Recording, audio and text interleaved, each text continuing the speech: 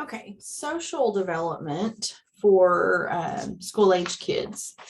Peer relationships become a lot more important, but we're going to see that the family relationship still remains primary. Um, Peer relationships give kids the opportunity to learn social skills. They learn how to deal with hostility and dominance, how to deal with leadership and authority. They learn to cooperate, negotiate, and compete with others. They get exposure to different points of view because people have been raised with different thought processes. So they get exposure to different points of view. Peer groups among kids have a culture. The peer group tends to have a code for acceptable behavior, for example. There are things you do and don't do, and kids get socialized into that. The peer group tends to have a dress code, and they tend to have, each child tends to have a role within the group. If you just sit and watch groups of kids on the playground, or if you've actually ever watched the cartoon Recess, you can see the different groups of kids. So you'll see that the kids who are into sports may all wear kind of the same uniform. They all have shorts and a t-shirt, or right now my middle schooler's shorts and long sleeve t-shirt. And they may all walk around with a ball in their hands, and that's all they want to do on recess. And then you might have the kids that want to go play in the sand pile, and so they always are have their pail and shovel, whatever. So each group has a culture within that group. Close friendships are common, and most frequently, close friendships are same gender. Now, I will say that has begun to shift a little bit with school age kids, at least in my experience. But most of the time, those close friendships and the best friend is the same gender. Clubs and cliques form in grade school years. A club may have a secret code. They may have inside jokes. They may be based on shared interests. They can be exclusionary, and this can move into bullying. Peer relationships have a really important function aside from socialization. Kids are socialized into their peer groups. They also provide security for separation from parents. Kids are beginning to become separate individuals from their families of origin, and the peer group provides security for that. Family relationships still remain the most important, though. Parents are the primary influence on personality, behavior, standards, and values. Kids may prefer peer groups activities to family activities, but they still look to their families as a guide for what to do and how to be. Kids discover their parents can be wrong in the school age years. That can be a lot to take in for the kids. It can be a lot to take in for the parents. They may begin to become critical of parents. That tends to increase in adolescence. Kids may feel, they may push boundaries, but they feel more secure with boundaries. They want to know that the adults are going to keep them safe, and they need parents to be adults rather than peers. Play in the school years is getting more and more complex because their physical skills are increasing and their intellectual skills are increasing. Imagination the preschool years, there's lots of imaginative play, but their imaginations just continue growing in school age years. Kids really frequently play group games in the school years. They begin to see the need for rules. Early on, they have a hard time following those rules, even though they're very rule oriented. As they get older, they get better at following the rules. Knowing the rules means you belong. So it's part of that socialization to the peer group. Kids may invent games, and groups of kids invent games, and they may have really bizarre rules that are quite rigid. So there's lots, if you ever just listen in on kids inventing games, it's actually really entertaining. School age kids also tend to have a lot of rituals. Magical thinking persists into the early school age years. So there may be rituals that they want to stick with. A lot of kids get into team sports in these years.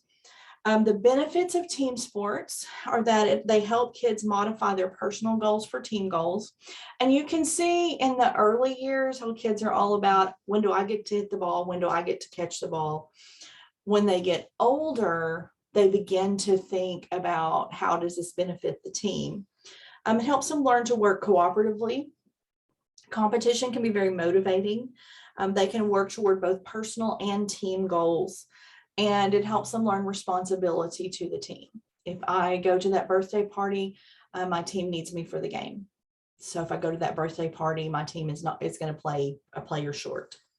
There are risks to team sports. There are injuries, both one-time injuries, like, get hit in the head with ball. But there also are a lot of overuse injuries in youth sports. In particular, if kids are playing the same sport year round, they're prone to overuse injuries. Kids can have a lot of pressure in sports from coaches and parents, but also from themselves. So that pressure can be really stressful for them. Some youth coaches tend to over-rely on the star players, who are usually the kids who just developed physically a little bit earlier than others. That can leave other players out and not developing skills and not developing that sense of competence. It can also lead to bullying, and it puts a lot of pressure on those star players. It makes them feel like they can't mess up. So it can be difficult for them. School age kids get into some quieter activities as well. They may be reading for enjoyment. They may begin gaming, either board games or electronic. They may get into collections. So, and they may get into crafting. There's some creative skills. Sometimes kids develop a hobby that they carry throughout their lifetimes. Crafting and creativity can also provide that sense of competence. The self-concept that a child develops in these years tends to carry through. Parents, peers, and teachers all influence that self-confidence. So how people react to that child as a person affects their confidence. They need to feel like they're special to some significant adult. They need to feel like they're successful and competent. And they need to feel like they're good at something, like they can learn to do something. And kids have different abilities and different interests.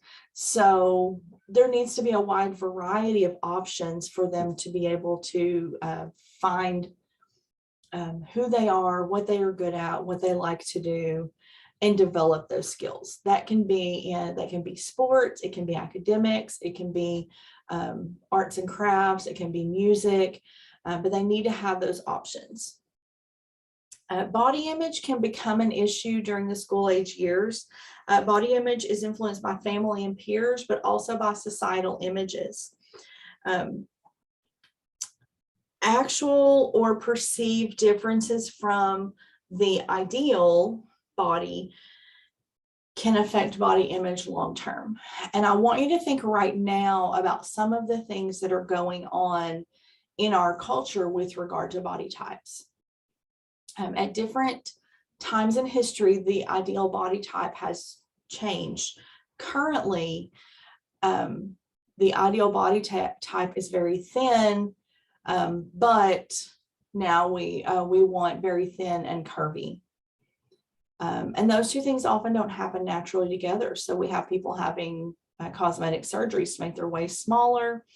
We have BBLs. We have people getting implants. There are breast implants. There are a lot of people doing cosmetic surgeries to achieve this perfect body. In addition to that, we have think also about all of the collagen, all the different things that we're doing. In addition to that, we have a lot of images that we see in media and on social media are actually altered in order to meet an ideal. So the ideal that a lot of kids are seeing as this is what I should look like doesn't actually exist. The ideal is this altered body, and that's affecting how kids grow up thinking about their own bodies. We're going to talk in the next section about a couple of common concerns with kids.